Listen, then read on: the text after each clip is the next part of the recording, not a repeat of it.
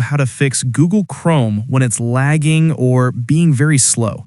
If you find this useful, please consider subscribing and liking the video.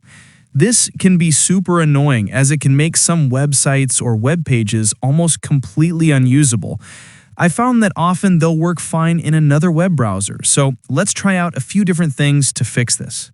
First, head to the top right of Chrome, click on the three dots, and go to Settings. Then, look to the left and find System. Once there, find the option Use Hardware Acceleration when available, and try switching this off.